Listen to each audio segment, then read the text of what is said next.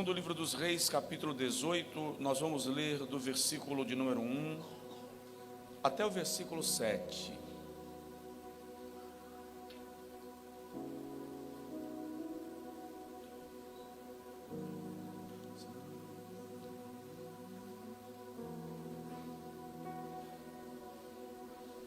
Diz assim: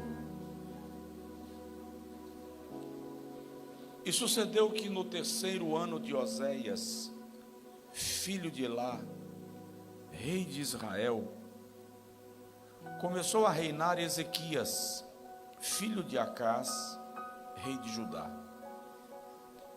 Tinha 25 anos de idade quando começou a reinar, e 29 anos reinou em Jerusalém.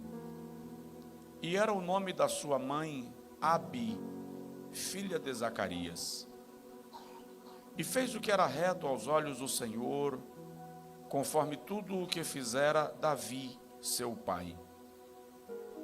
Este tirou os altos e quebrou as estátuas, e deitou abaixo os bosques, e fez em pedaços a serpente de metal que Moisés fizera, porquanto até aquele dia os filhos de Israel lhe queimavam incenso e lhe chamavam Neustã.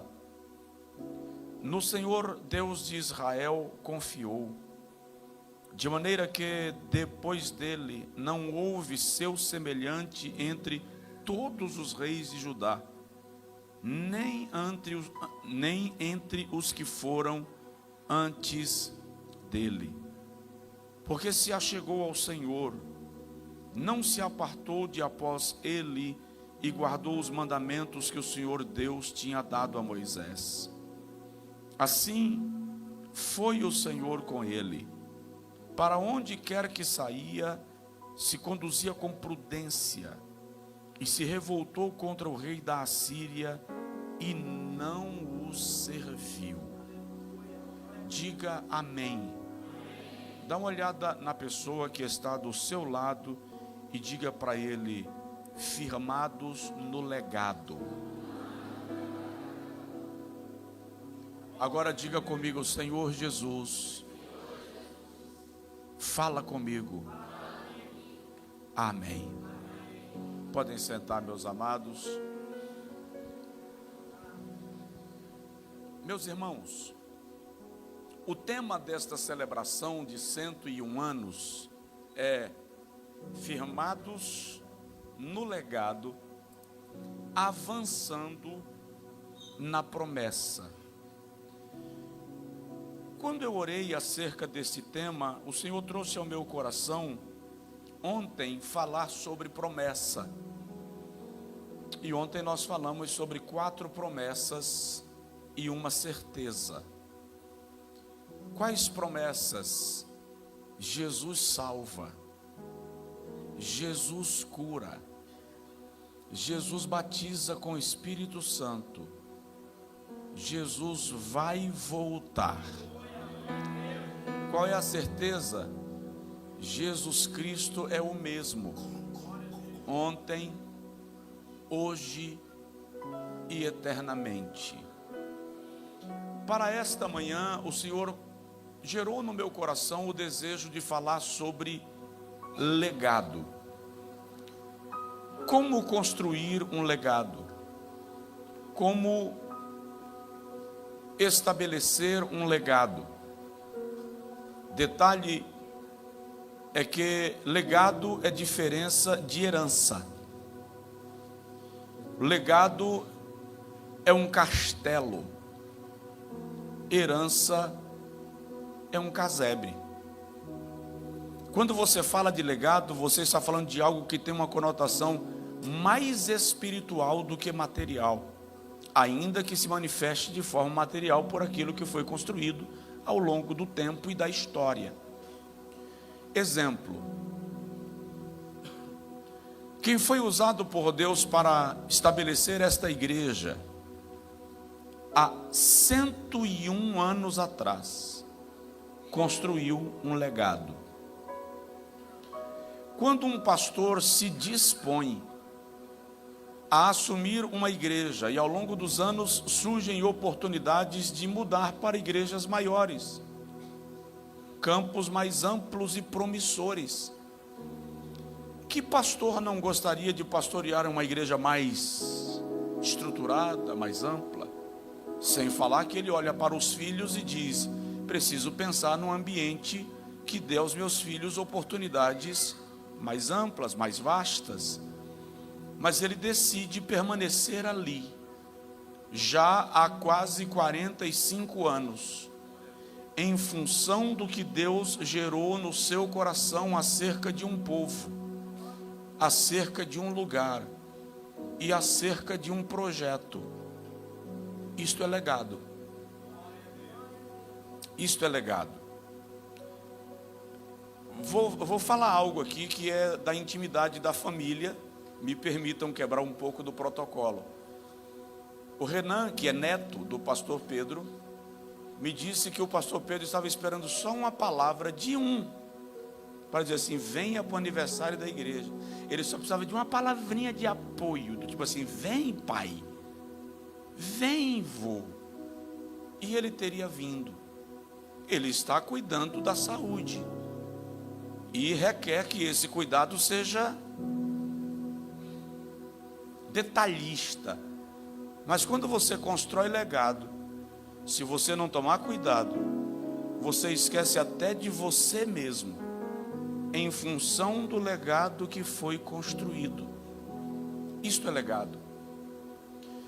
Eu vivo numa geração que quer construir engajamento, numa geração que quer construir patrimônio físico, mas uma geração muito pouco preocupada com legado. O que eu digo e vai virar cultura na vida de alguém é legado.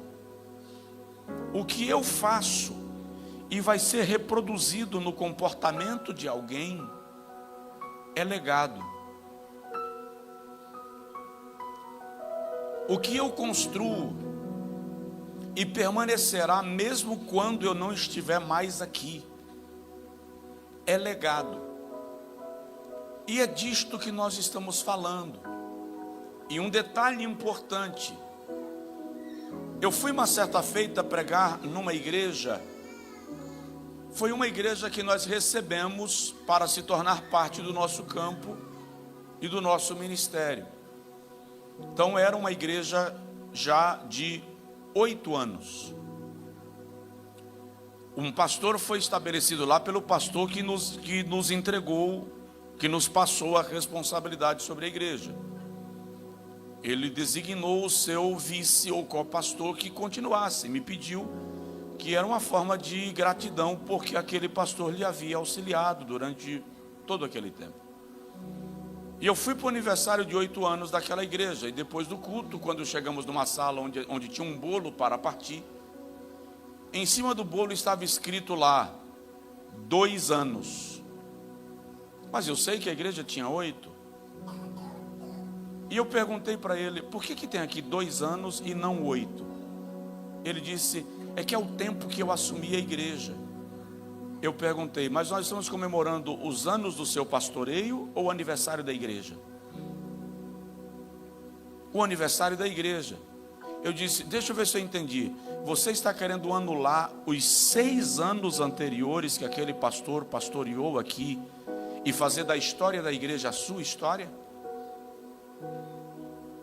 Preste atenção, não se constrói o teu legado anulando o legado de alguém.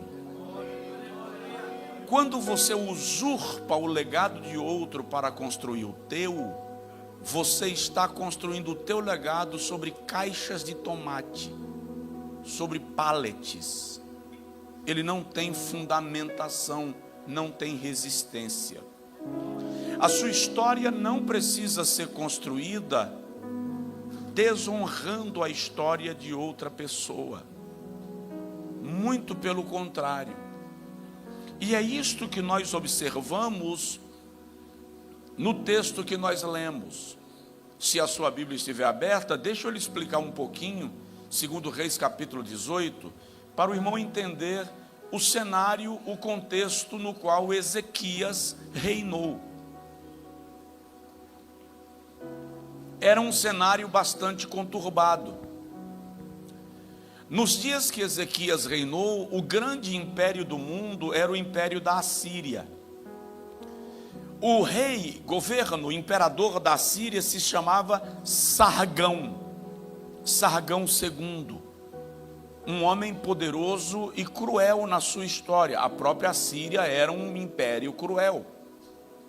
Só para você ter uma ideia, quando a Síria invadia nações e prevalecia contra ela, os que sobrevivessem, segundo a história, tinham as mãos e os pés cortados, para que não pudessem nunca mais empreender uma guerra contra aquela nação que lhe derrotara. Era comum entre os soldados da Síria, inclusive, esfolar os soldados do exército inimigo. O que é esfolar? Tirar a pele. E usava a pele destes soldados para cobrir as suas tendas de acampamento. Então os assírios eram conhecidos por sua crueldade. No Reino do Norte, porque a essa altura Israel já havia sido dividido. Em vez de uma nação eram duas, Reino do Norte e Reino do Sul. Reino do Norte se chamava Israel, a capital era Samaria. Reino do Sul se chamava Judá, a capital era Jerusalém. No Reino do Norte estava reinando em Israel o rei Oséias, filho de Elá. E no sul começa a reinar Ezequias. O Reino do Norte, Israel, caiu pela força da espada da Assíria. Foram derrotados, destruídos, dispersados, e nunca mais as 10 tribos do Reino do Norte se reuniram ao longo da história, até hoje. Foi uma derrocada violenta. E a Bíblia Sagrada diz que o império da Assíria queria atacar Judá. O rei Sargão II pretendia, depois de derrotar Israel, derrotar Judá. Mas está escrito assim: mas Deus preservou Judá. Vou repetir: Deus preservou a Judá.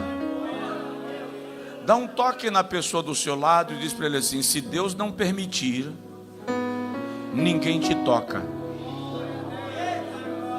Ameaça, ronda, rosna, grita, ataca, mas aquele que habita no esconderijo do Altíssimo, à sombra do Onipotente, descansará. Está escrito. Então a Bíblia Sagrada diz que Ezequias começou a reinar sobre Judá. O narrador da história do livro do 2 Reis volta a sua atenção para Ezequias. Embora protagonista do cenário mundial aqui é Sargão e o rei de Israel, que está em guerra. Mas o escritor volta a sua atenção para Ezequias e começa a tecer alguns elogios ao rei Ezequias de Judá. E ele chega a dizer no versículo 5 que não houve antes dele ninguém igual a ele em Judá, e nem depois dele. Preste atenção. Não, pastor, e Salomão? Salomão era do reino de Israel unificado. O escritor está tomando como referência agora Judá, como o reino de Judá, depois que a nação foi dividida. Então ele está dizendo: os reis que vieram antes dele não poderiam ser comparados com ele, e os que vieram depois também não, por causa da obra que ele fez. Se você prestar atenção, a Bíblia no Antigo Testamento faz essa referência a poucos reis. Por exemplo, a Bíblia faz essa referência, não houve ninguém como ele, quando fala de Salomão, que é uma referência de sabedoria.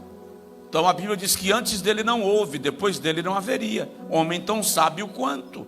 1 Reis capítulo 3, versículo de número 12. A Bíblia também faz esta referência sobre Josias, que começou a reinar ainda na infância e promoveu um dos maiores avivamentos da história de Israel no Antigo Testamento. Lá no segundo livro dos Reis, capítulo 23, versículo 25. Agora a Bíblia Sagrada faz esta referência a Ezequias no que se refere à sua excelência, no que se refere à sua nobreza, à maneira como ele conduziu o reinado na presença do Senhor. Observe que antes de Ezequias reinaram alguns outros reis.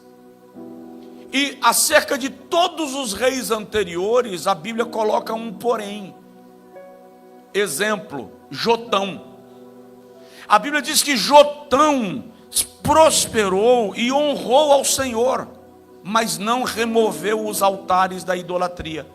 Honrou ao Senhor, porém não removeu os altares da idolatria. Tipo assim, eu e a minha casa seremos crentes. Vocês cada um faça o que quiser, porque eu não vou me meter na religião de ninguém. Jotão reinou honrando ao Senhor, mas sendo irresponsável em relação à fé do seu povo. Isto é um porém.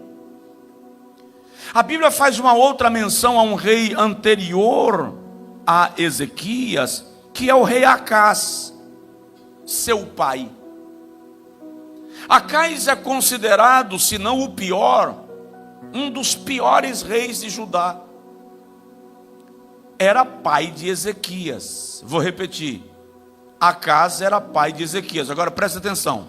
Diga comigo assim: Acás, pai de Ezequias, foi o pior rei de Judá. Ezequias, filho de Acás, foi o melhor rei de Judá. Por que está dizendo isso, pastor? Para te dizer que o teu pai foi não define o que você será.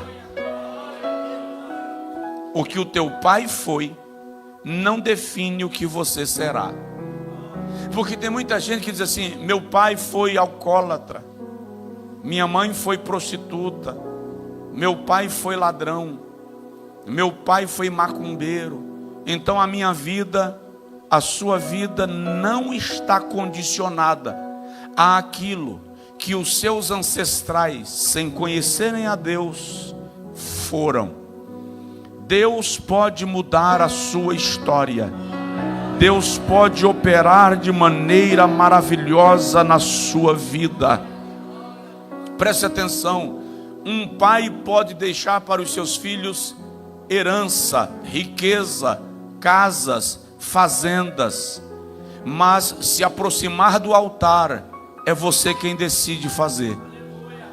Então se aproxime do altar, porque nós conhecemos pais que foram excelentes na presença de Deus e filhos que não quiseram ser iguais a eles. Basta lembrar dos filhos de Samuel, o profeta. Samuel foi profeta sério, e a Bíblia diz que durante os anos que ele julgou Israel, 40 anos, nenhuma das palavras que saiu da sua boca caiu por terra. Mas os seus filhos foram atribulados. Então é preciso saber abraçar o legado de bênção recebido e construir um legado de bênção. Porque eu não sou obrigado a colher a semeadura dos meus ancestrais que não conheciam a Deus. Mas privilegiados são aqueles que receberam um legado digno de ser continuado. Entretanto, Deus é fiel para fazer de você um instrumento poderoso na sua vida, na sua família, na sua comunidade e nesta cidade. Então vamos lá. Ezequias, filho de um pai idólatra, filho de um pai perturbado, herdou um país falido, mas conseguiu restaurar a nação e construir um legado. Vamos observar como. Pastor Josué, como é que se faz isso? Eu não sou como Ezequias. Eu vejo que aquela pessoa, aquele pastor que eu admiro, que me batizou, que me ganhou para Jesus, ele era um homem supra-sumo, acima de qualquer possibilidade de eu me tornar igual. Você serve o mesmo Deus, ouve a mesma palavra. O que vai determinar o nosso futuro é a nossa decisão no presente, a decisão de honrar a Deus. Nenhum pai, pastor, líder que constrói um legado fica torcendo para que os seus filhos, ovelhas, herdeiros espirituais, fracassem. Nenhum líder bem-sucedido de fato torce para o seu sucessor errar. Muito pelo contrário, porque legado é deixar algo construído na certeza que aqueles que virão depois honrarão aquilo que foi feito para a glória do nome do nosso Deus. Então, vamos lá, para permanecer firmados no legado. A primeira coisa, se você quiser manter sua Bíblia aberta, nós vamos ler isso aqui.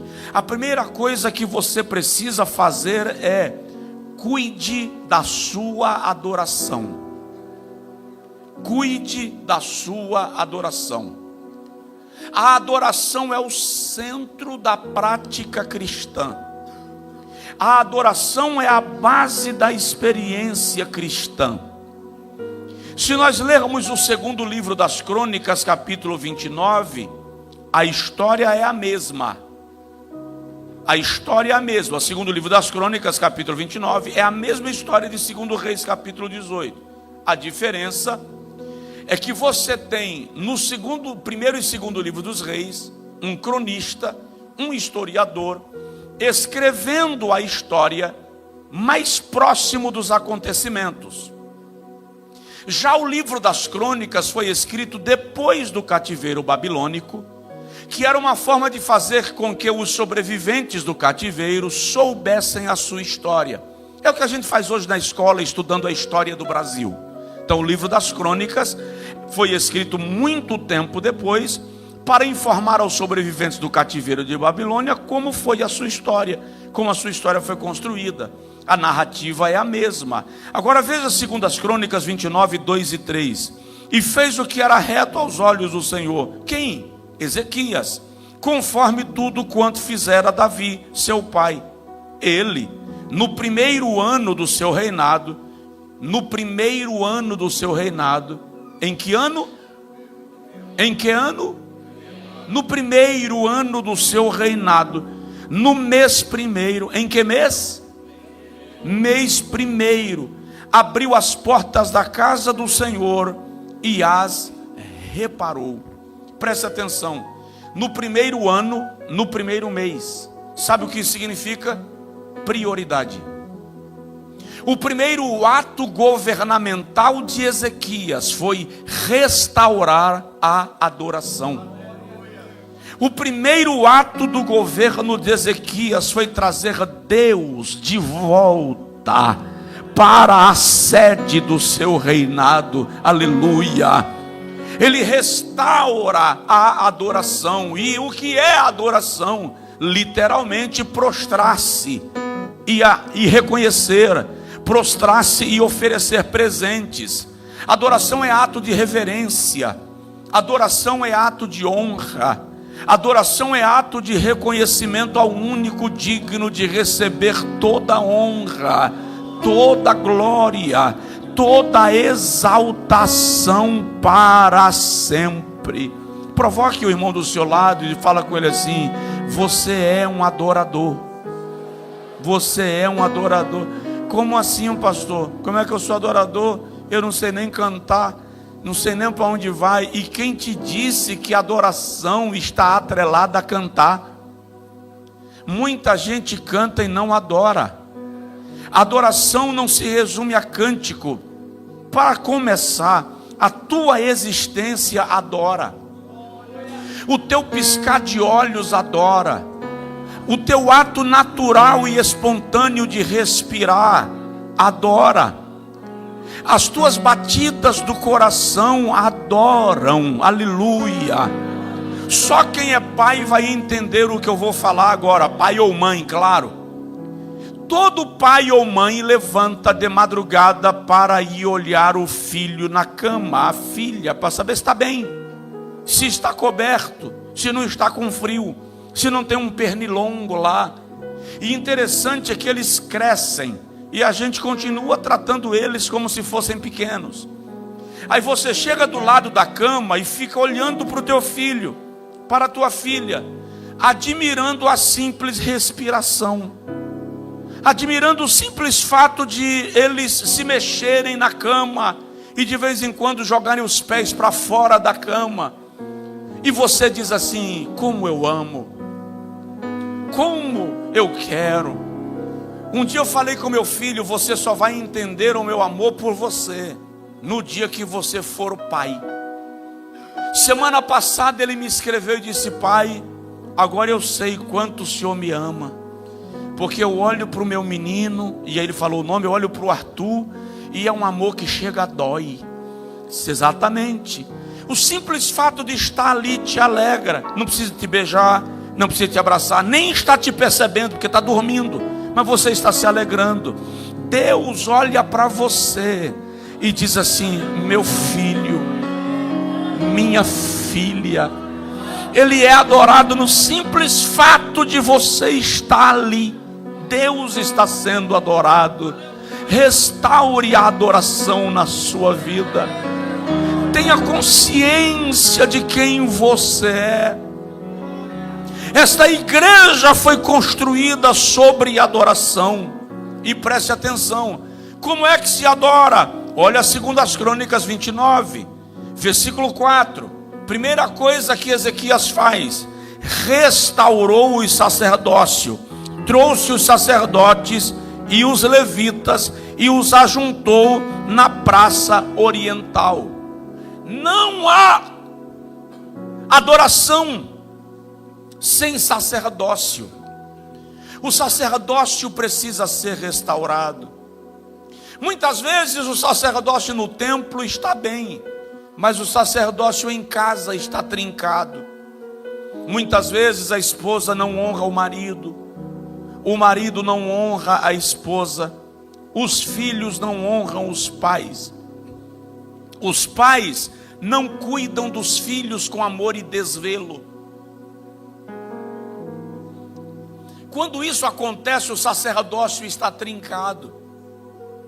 Você vai fazer uma oração nesta manhã e vai dizer para Deus: restaura o meu sacerdócio.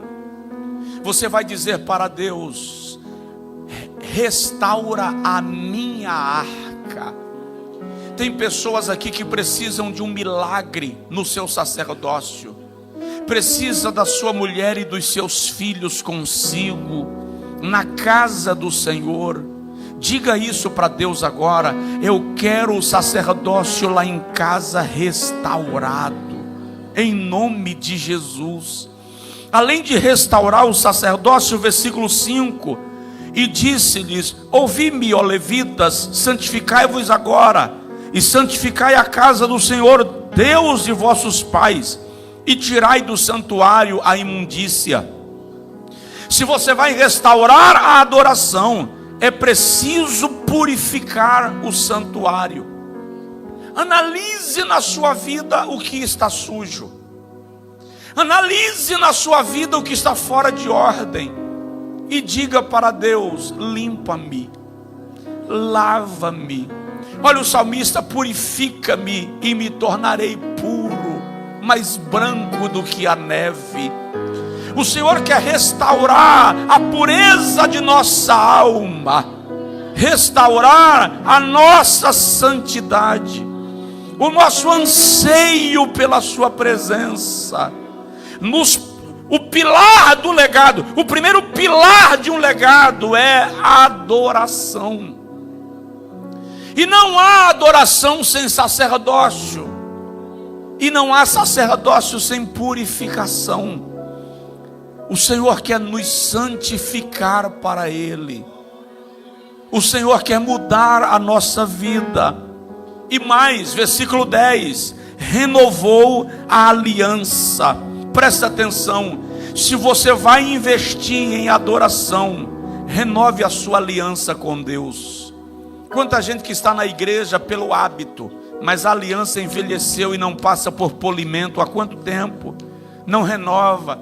Tem um texto na Bíblia que todo pastor menciona, e se for pregador pentecostal, então, é um desespero de alegria. O fogo arderá continuamente sobre o altar, não se apagará. Ok? Vamos ler o contexto? Havia 3 razões pelas quais o fogo ardia continuamente no altar. Primeiro, quem acendeu o fogo não foi o sacerdote, foi Deus. É só você ler Levítico, sobretudo capítulo 9, versículo 24. Foi Deus quem acendeu o fogo no altar.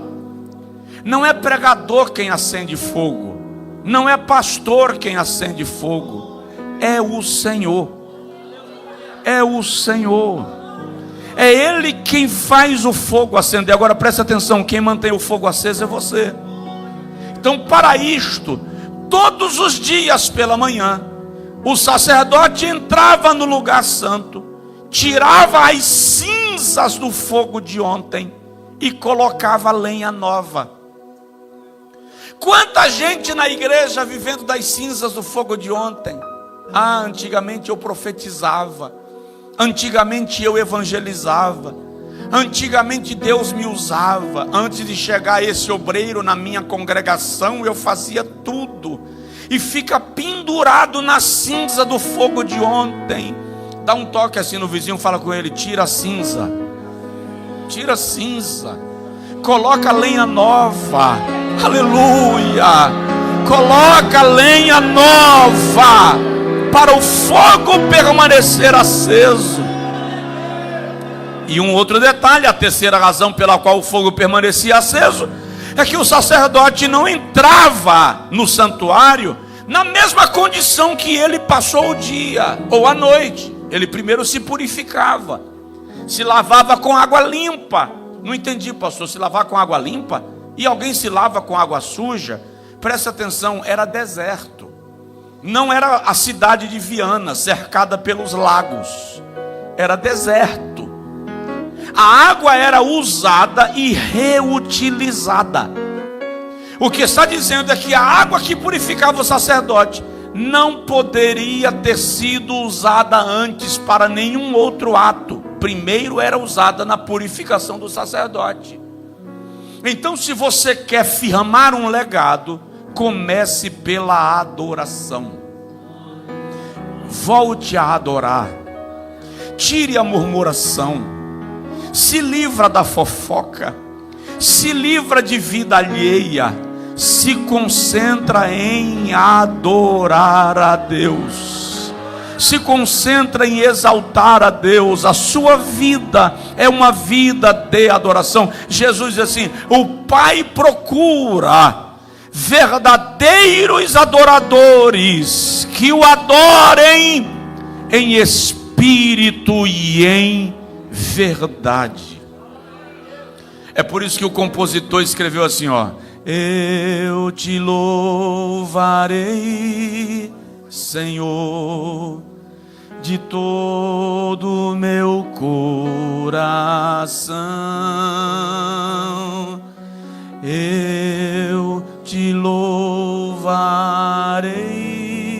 Senhor, de todo o meu coração. A adoração se dá de coração. A adoração se dá com o coração. Deus está esperando que o seu legado seja firmado na adoração. Dá para dizer amém? Eu te louvarei, Senhor, de todo o meu coração.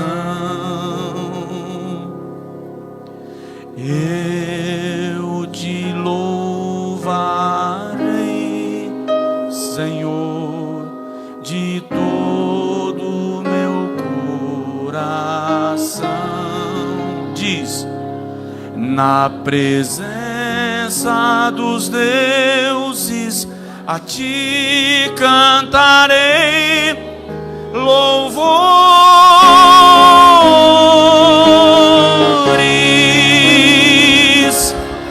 Na presença dos deuses a ti cantarei louvores.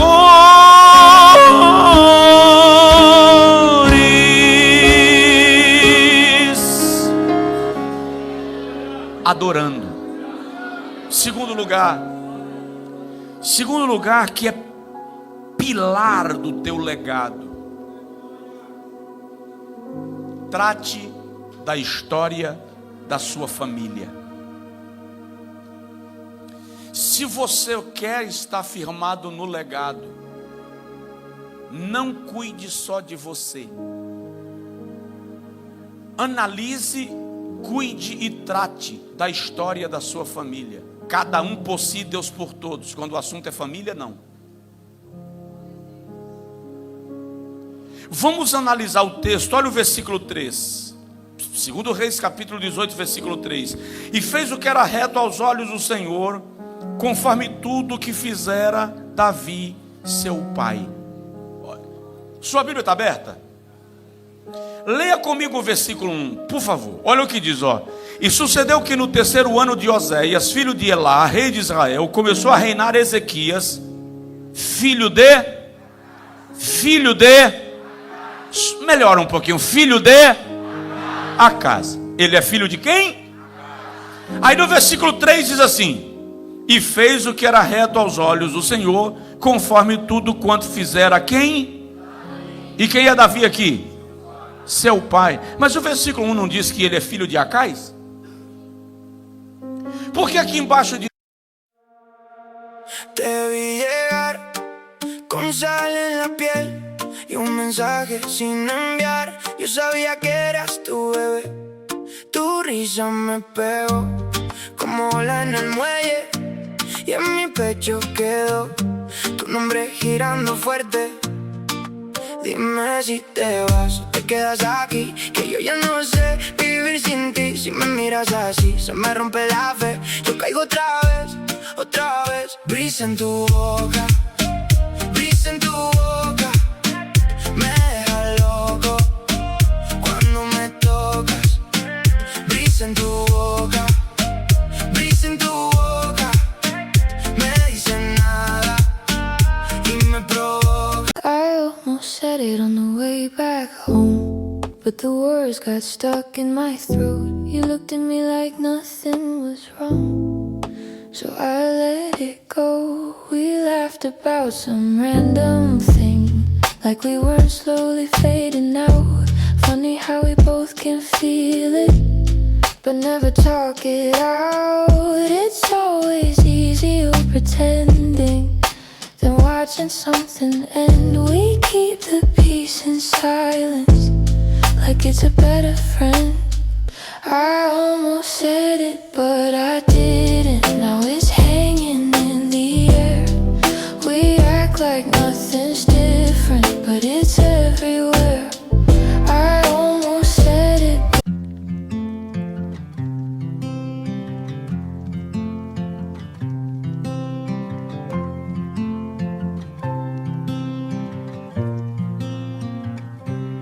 They said I'd break in heavy weather, bend too far and lose my shape. Carried storms I couldn't measure, wore the damage on my face. Tried to hide the cracks and fractures, like they made me less than whole.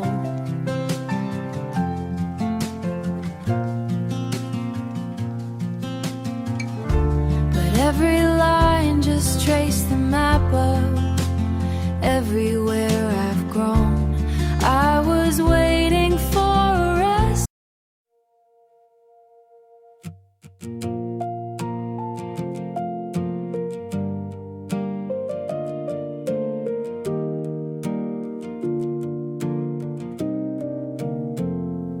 We stopped finishing our sentences, left them hanging in the air.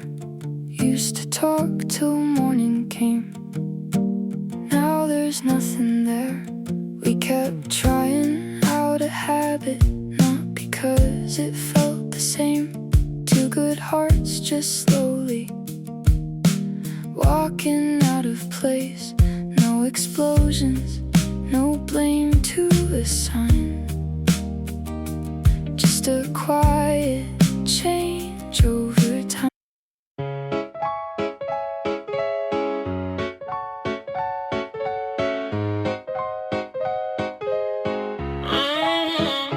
I wake up tired before the day starts. Coffee cold, same loop, restart.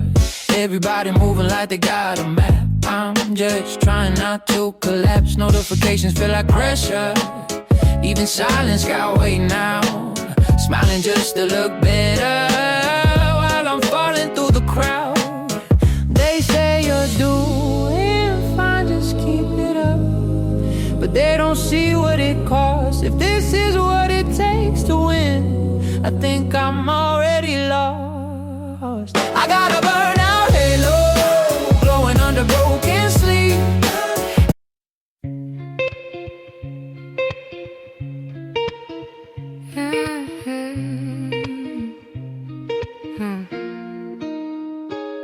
I walk these streets like they remember me. Neon signs blinking out my history. Same old cafe, same empty seat. But nothing here feels like it knows me. Phone in my hand but I don't call back. Voices fade in the train track crack. Everybody's moving too fast. I'm stuck in a place I can't outlast it. Every corner feels like deja vu. Like I've been lost here way too long. Even the silence hums your tune, but I can't tell what went wrong. This city knows my name too well, but never asked.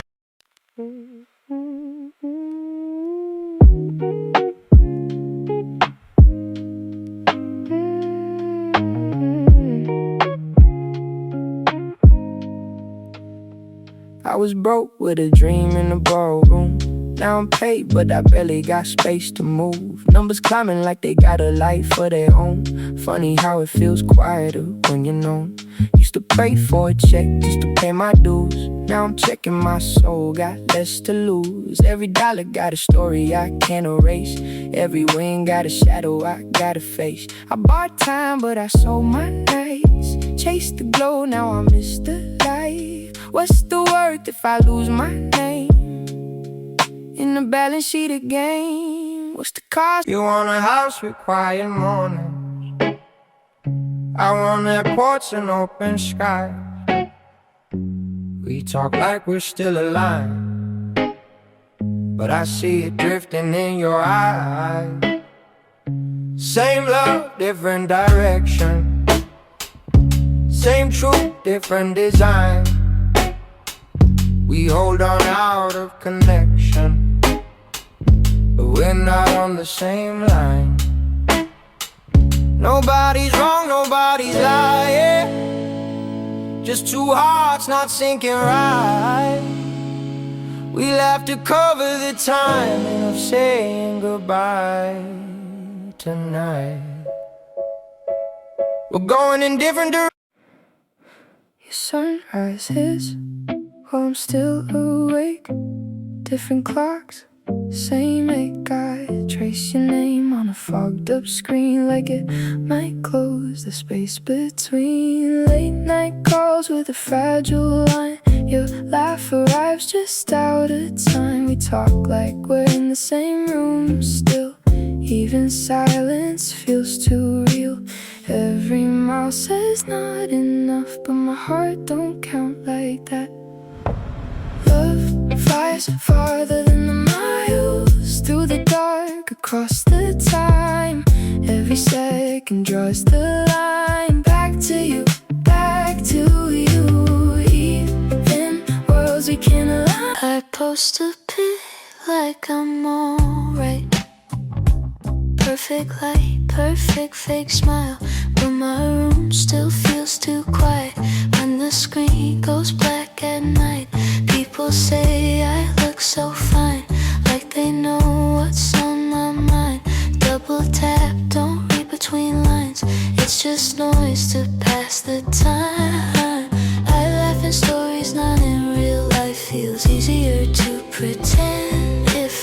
disappear for a while. Would anybody even notice then? I got an offline smile that nobody sees but me. Online I look so alive, but that's not who I really be. I'm scrolling. You still ask me how I slept last night. Still leave tea by the counter light, but something in your voice feels far, even when you're standing right by. We talk about the weather first, like we forgot how hearts converse. Every word is soft and careful, like we're scared to make it worse. No fight, no storm, no breaking glass, just silence growing thick so fast. Two people learning how to stay while slowly drifting away.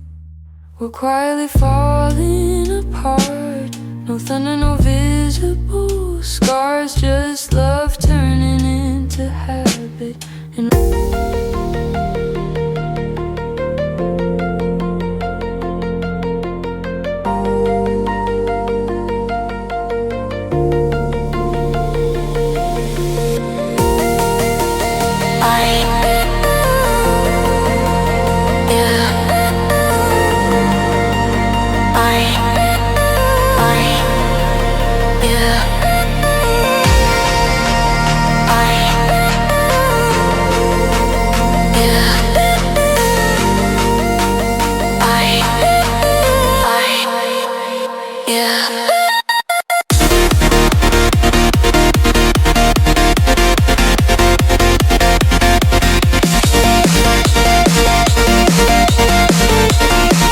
diz que Davi é seu pai. É uma contradição, pastor? Não, presta atenção. Ele é filho biológico de Acás. Mas ele olha para a história do pai e diz: o meu pai não me serve como referência espiritual. Já que ele não me serve como referência espiritual, eu vou escolher alguém que será o meu pai espiritual. E ele olha para trás e diz: Acás não serve, Jotão não serve, Roboão não serve, então será Davi. Ele andou conforme os caminhos do Senhor. Agora, sabe o que é interessante? É que depois do pecado de Davi, lá em 2 Samuel capítulo 12, Davi não foi mencionado como referência espiritual por nenhum rei de Israel. Quando chega em Ezequias, é a primeira vez que Davi é mencionado como referência. É como se o Espírito Santo dissesse: eu vou resgatar a história de Davi e vou torná-lo uma referência de renovação, de restauração, de reconstrução para outras pessoas. Não sei como foi a história do seu pai e da sua mãe, mas sei que Deus te deu paternidade espiritual nessa casa. Tome isto como referência. Muitas vezes, por falta de conhecimento, você permite Satanás explorar a tua história e dizer: você não vai ser ninguém, porque tua família tem essa história. Gente, deixa eu te explicar. Um pastor cuidando de uma igreja, da mesma igreja, durante 45 anos, não é só decisão de permanecer ali, é Deus gerando para aquele povo e para aquela cidade paternidade espiritual. Assim nós entendêssemos a grandeza disso. É o Senhor estabelecendo para aquele povo e para aquela cidade referência espiritual. Muitos homens não se tornaram renomados mundialmente, mas essa não é a prioridade de Deus. A prioridade de Deus é que cada cidade, cada comunidade, cada povo tenha uma referência espiritual. E é isso que Deus quer para a sua vida. É isso que Deus quer na sua história. Então, pensa na sua família.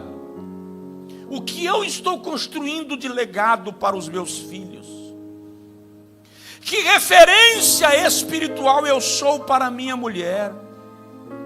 Que referência espiritual eu sou para o meu marido? Que legado eu estou deixando?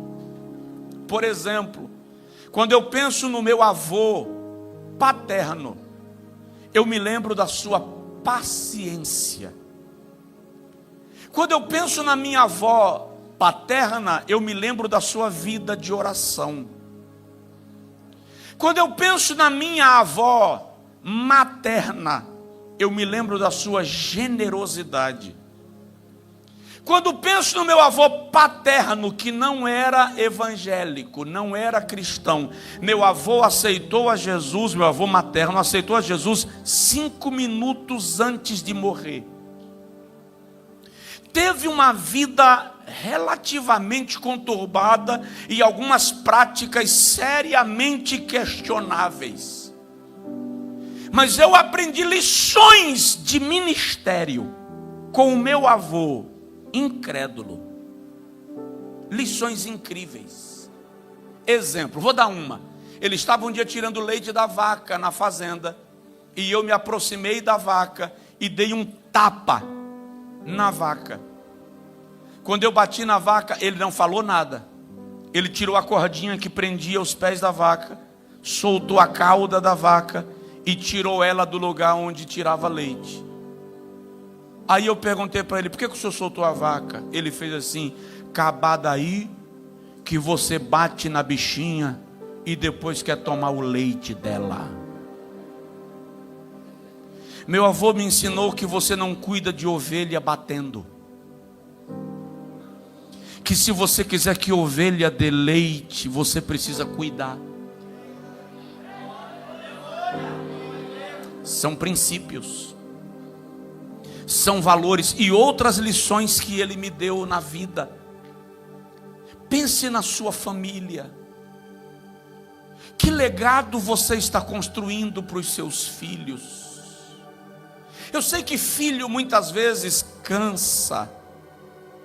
Cansa porque chora de madrugada.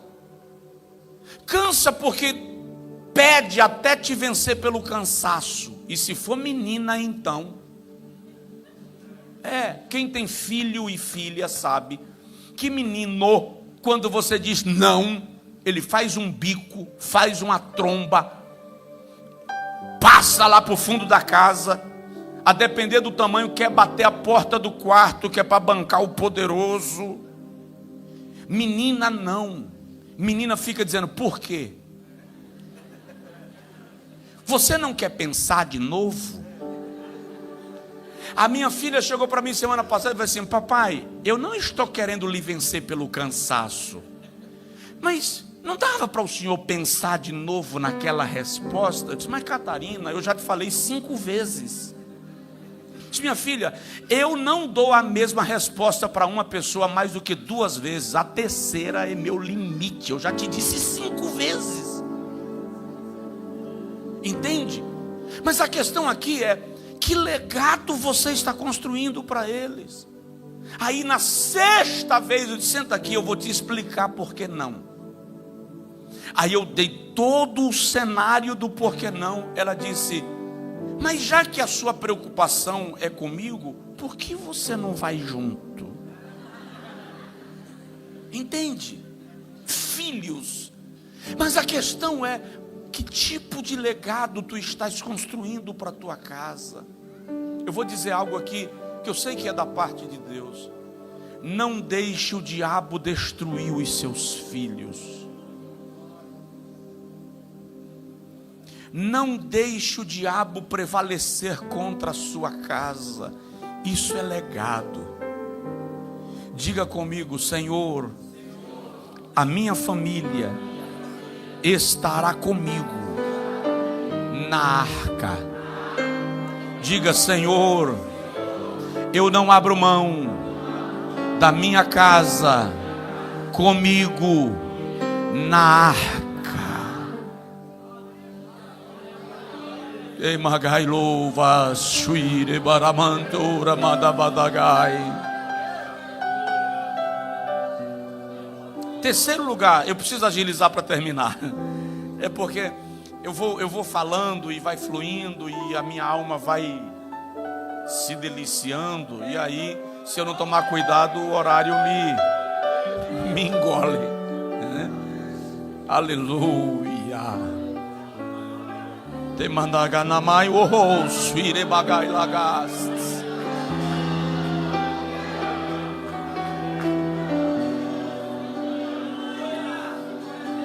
O Espírito de Deus comunica ao meu coração que tem gente que está aqui, mas a família está longe. E o Senhor está indo ao encontro dos seus. Alguém vai te ligar e vai te chamar para conversar. Um vento de Deus está entrando na tua família a partir de hoje, e algo extraordinário do céu, orogou mando zadaganai vesuyegast, algo extraordinário do céu está mudando o texto da tua história para a glória de Deus Pai. Haverá cura, haverá cura. Ei, colabagalagai lá, surie mandora bagai. Tera bagada batsuri bondoria sandagadai.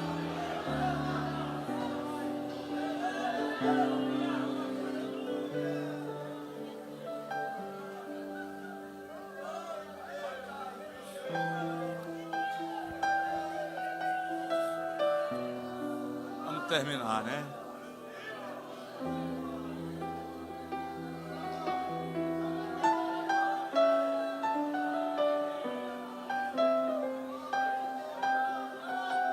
Terceiro lugar, diga comigo: eu estou firmado no legado.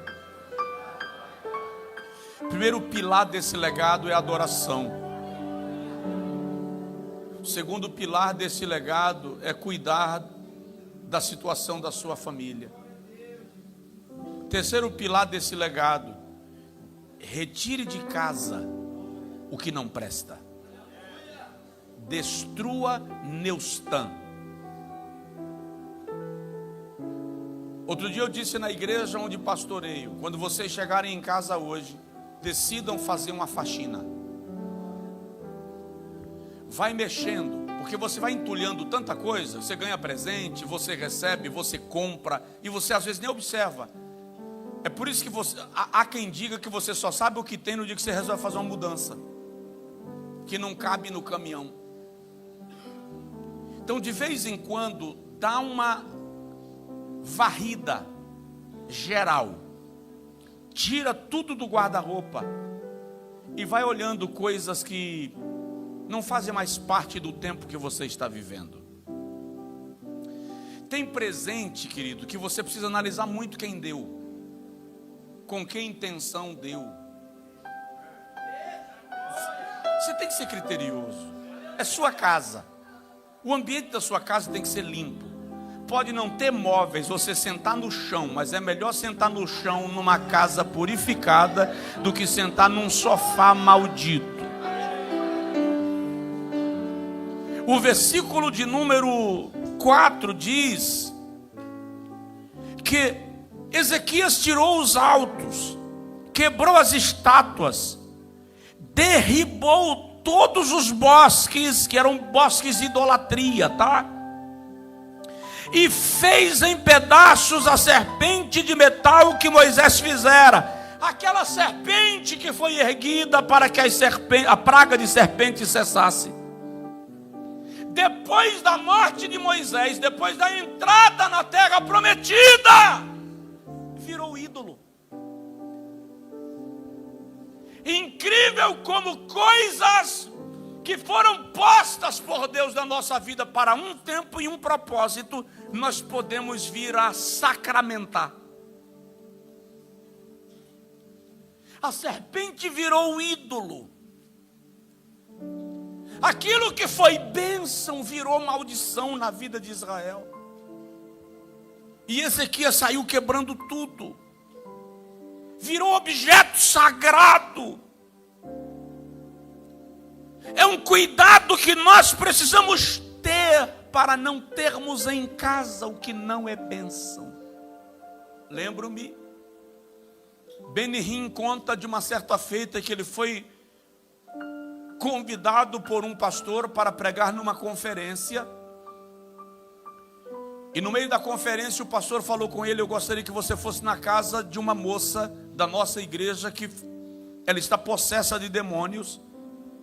E todo conferencista que vem aqui eu levo lá e o demônio não sai. E Benihim disse que decidiu ir, mas ele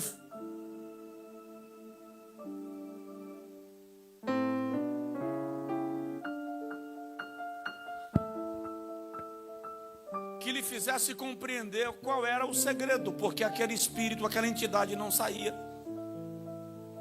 E quando ele chegou na casa e começou a orar pela moça, enquanto ele orava, ele disse que sentiu o Espírito Santo falando com ele: olha para a mão dela. Quando ele olhou para a mão dela, ela tinha um anel. E o anel tinha o formato de uma serpente. E na cabeça da serpente, como que pronta para atacar, estava a pérola, a pedra que dava o grande valor ao anel. Mas o anel era uma serpente, era um pacto maligno. E quem deu o anel de presente tinha feito antes um pacto maligno contra a vida daquela moça. De modo que ele diz que segurou na mão da moça, e quando ele foi tirar o anel, a mão da moça travou. E agora ele começou a ordenar à entidade maligna que liberasse as articulações para que a moça abrisse a mão e ele tirasse o anel. E ele diz: a partir do momento não era mais uma questão de repreender, agora era uma questão de retirar o elemento que servia do pacto do maligno para manter aquela moça escravizada. De modo que eu tenho dito a alguém: isso aqui não é superstição, não é misticismo, nada disso. É só uma questão de princípio de oração. Tudo aquilo que entra na sua casa, antes de usar, antes de guardar, coloque à mesa e ore. Coloque na mão de Deus, consagra ao Senhor. Retire de casa Neustã. Faz uma varredura na sua vida. Eu atendi uma certa feita um casal numa crise conjugal violenta. Não vou dar detalhes, eram questões particulares e pessoais daquele casal. Mas na medida que nós estamos falando, e normalmente eu tenho aquela prática de atender o casal, depois atendo ele, depois peço a minha esposa para atendê-la, e às vezes peço permissão para no atendimento da minha esposa com ela: eu quero estar presente, eu quero ouvir algumas coisas. E na medida que a gente foi construindo aquilo e aquele atendimento, eu ouvi frases, até o dia que eu interpelei a conversa para perguntar: a senhora tem alguma coisa guardada que lembra esse ex-namorado que foi o grande amor da sua vida? Ela gaguejou, titubeou, não quis responder. Eu invadi uma gaveta que ninguém ousou mexer nunca na vida. E ela terminou confessando que tinha algumas fotos guardadas às 7 chaves do ex-namorado, inclusive uma roupa íntima que havia sido dada de presente. Aí eu perguntei: para quê? Qual é o propósito? Qual é a razão? Para que trazer a túnica babilônica de Jericó para a tua tenda? Para que trazer a peça de ouro de Jericó para a sua tenda, se o Senhor disse que tudo que havia em Jericó era anátema? Que tipo de música você ouve em casa? Quais são as músicas que você canta enquanto varre a casa? Quais são as músicas que você ouve no seu carro enquanto viaja? Destrua Neustan. Destrua Neustan. Cancele tudo que é maldito na sua vida. Seja rígido consigo mesmo. Determine que na sua vida Satanás não terá pontos de entrada, nem as entradas secretas permanecerão abertas. A falha de Ezequias posteriormente com Babilônia não foram os portões de Jerusalém, não foram as entradas do palácio, foram as entradas secretas que ele mostrou para os emissários de Babilônia. Diz aí para o vizinho: cuidado com as entradas secretas da sua vida. Ah, mas ninguém sabe, pastor. Ninguém viu. Ninguém viu, mas Satanás está explorando esse portão secreto. Está bagunçando sua vida. Diga comigo: eu vou sair daqui firmado no legado. A minha vida não será mais a mesma. Agora diga comigo assim: pastor Josué, termina logo.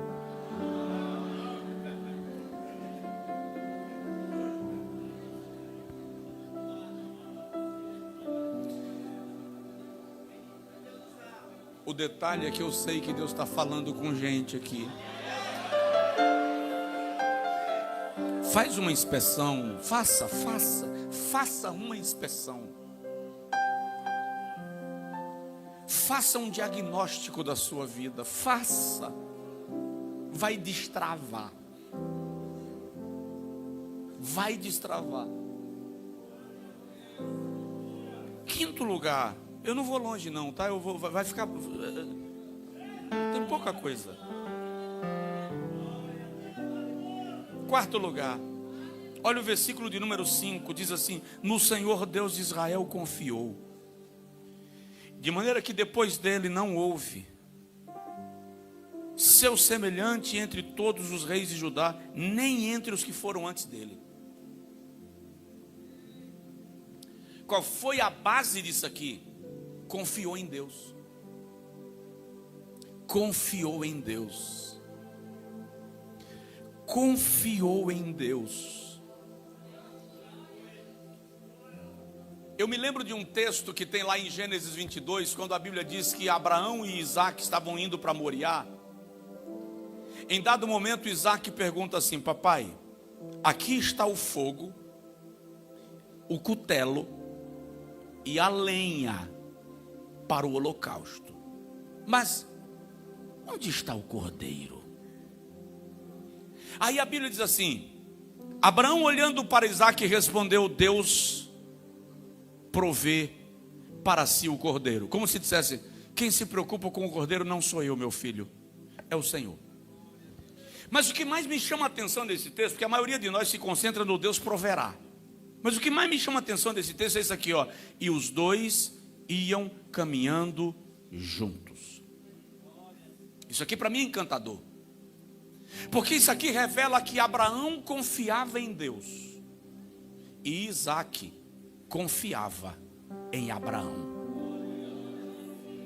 Ele não está entendendo nada, mas se o meu pai está indo, eu vou também. Eu conheço o Deus que o meu pai serve, eu vou junto. A minha pergunta é: seu filho subiria a Moriá contigo?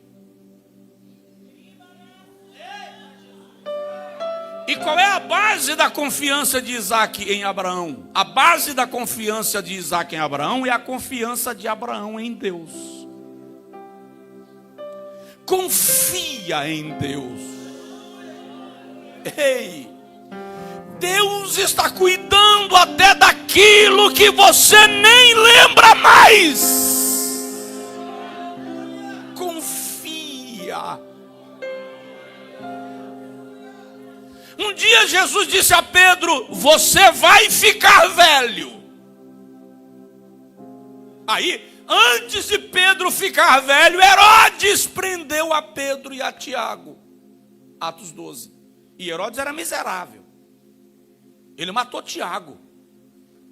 A família dos Herodes era uma família sanguinária, lunática, sem limites.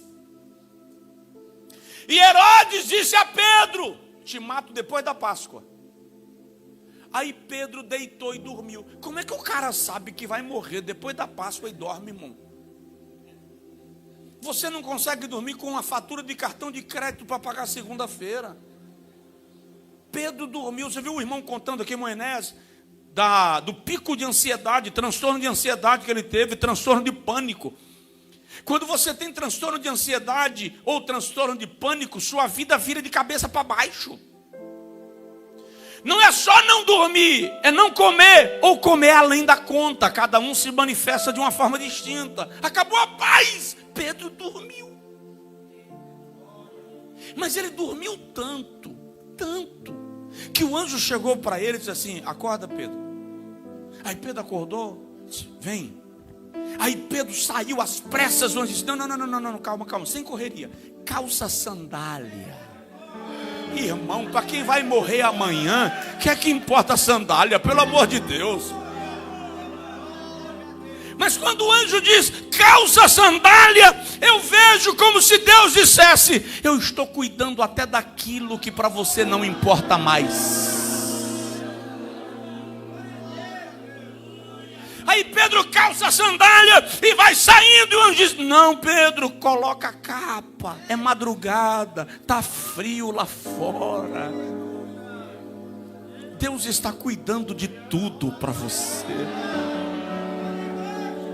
E o sono era tão grande que Pedro só foi perceber que não era um sonho quando estava lá fora e o vento da madrugada bateu na testa. Confiou em Deus em níveis incríveis. Confia.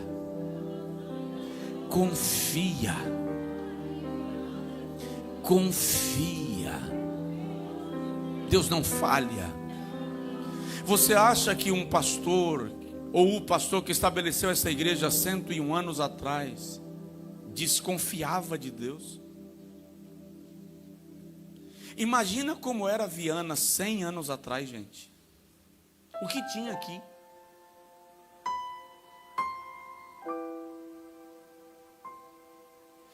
Eu sou filho de pastor, gente. E pastor que pastoreou campos pequenos e igrejas pequenas.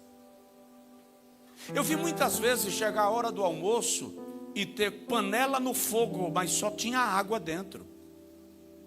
Não tinha nada. Você acha que ao longo desses 40 anos o pastor Pedro, com a sua família, não viveu experiências parecidas? E por que o cara não engole a lua e some, chuta o pau da barraca e larga tudo para trás? Porque eu sei em quem tenho crido. Eu sei em quem me trouxe. Aquilo que ele me disse, ele vai fazer. Só que Deus não faz nada sem antes te passar pelo deserto. Você tem que atravessá-lo. Aleluia. Se não for muito incômodo, dá só uma sacudidinha de leve assim no vizinho e fala com ele assim: mas vai dar certo.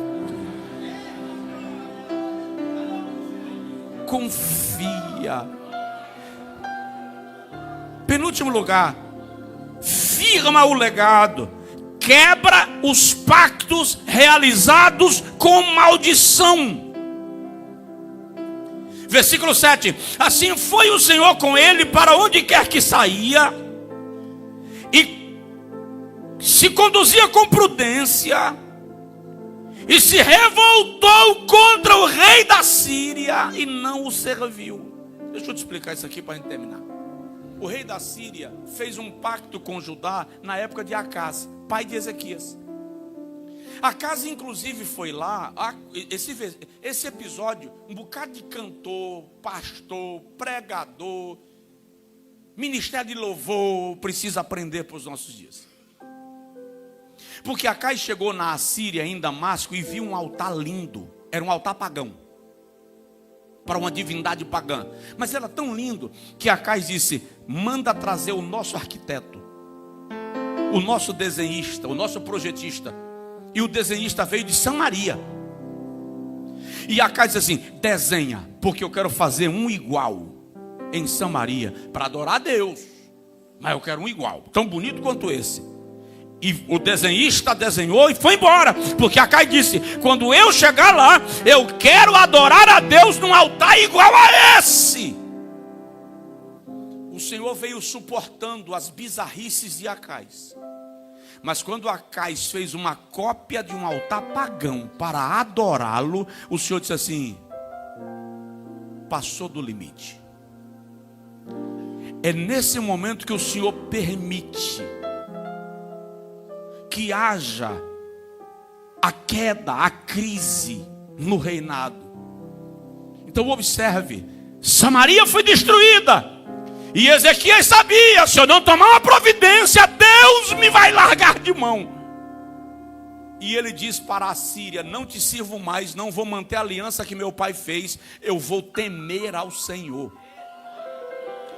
Analise as alianças que você tem. Eu tenho que mexer nisso. Cuidado com os relacionamentos que você cultiva, com as amizades que você tem, com as pessoas que você leva para a tua casa, que você compartilha a sua vida. Não faça aliança com gente que não vem para ser bênção. Quebre. E quando eu disse que todos nós precisamos ler, é que tem gente hoje na igreja, pastores, pregadores, cantores, ministério de louvor, que estão copiando o altar da Síria e trazendo para adorar a Deus como se Deus fosse menino.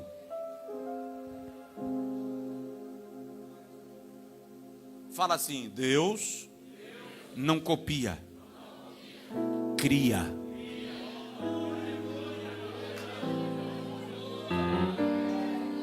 Deus cria, não copia. Então toda aliança maldita quebre. Eu vou terminar. Deus vai te dar vitória sobre os teus inimigos. Olha o versículo 8. Ele feriu os filisteus até Gaza, como também os termos dela, desde a torre dos atalaias até a cidade forte.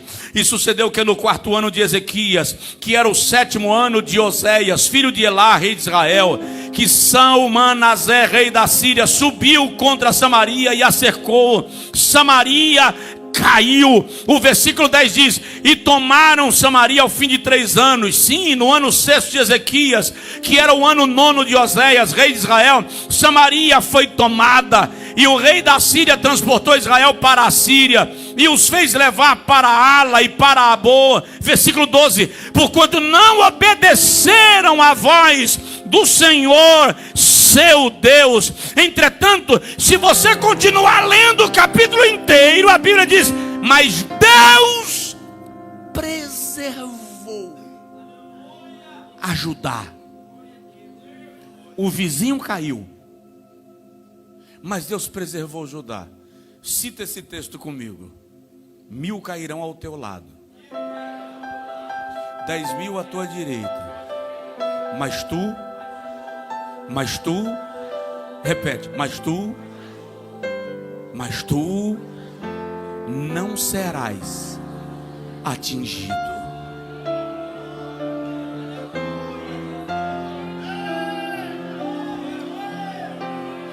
Você está blindado, você está guardado, você está protegido. Se você decidir honrar a Deus, se você decidir construir um legado, se você decidir adorar a Deus, se você decidir construir uma história com base na confiança em Deus, Samaria cai, Jerusalém fica de pé.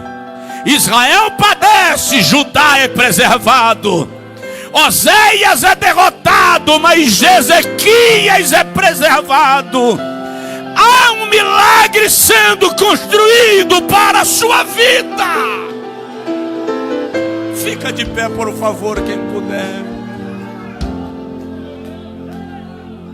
Aleluia!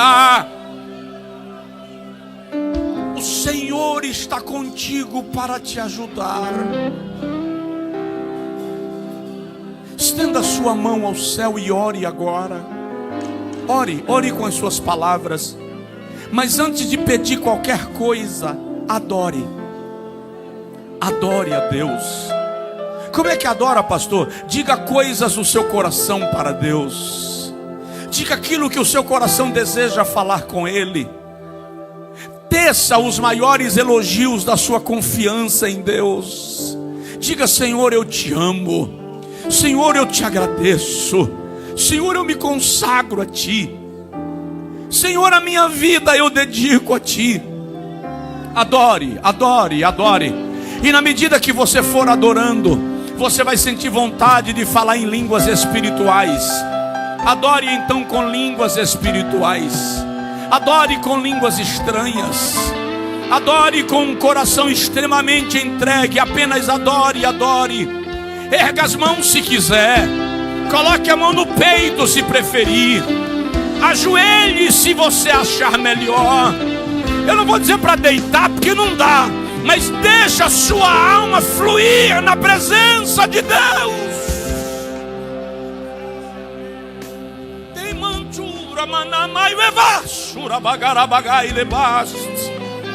Adore a Ele, glorifique a Ele. São 101 anos. Celebre, celebre, celebre. Aproveite agora e adore a Deus pelos seus filhos. Adore a Deus pelos seus netos. Adore a Deus pela sua família. Adore a Ele. Turamagai lovassuri obagai levassuri banarabagas. A glória de Deus vai encher essa casa. A glória de Deus vai encher essa casa. Quer ver? A glória de Deus vai encher essa casa. Se você puder, levante a sua mão ao céu assim, por favor. Ezequiel capítulo 10 versículo 4 diz: enche as tuas mãos de brasas acesas. Enche as tuas mãos de brasas acesas e espalha-as pela cidade.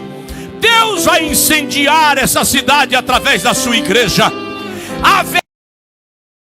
Em massa, avivamento extraordinário. Este é o tempo de Deus para a sua vida.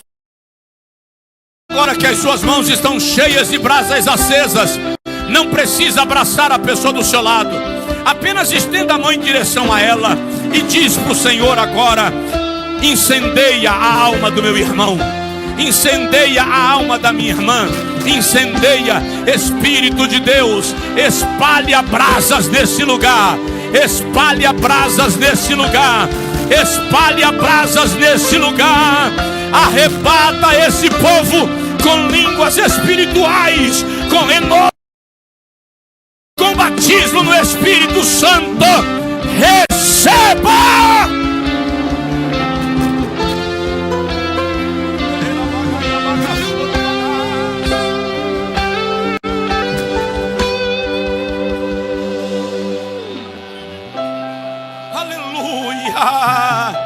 Aleluia, dá liberdade, dá liberdade, dá liberdade. Fale em línguas estranhas em nome de Jesus. 101 anos de avivamento, 101 anos de Pentecostes, 101 anos de dons espirituais nessa cidade. Recebe o poder de Deus na sua vida. Aleluia. Espírito Santo, como na tenda que o Espírito saiu de Moisés e encheu 70 anciãos, passa agora de vida para vida. Contagia esse lugar, contagia esse lugar.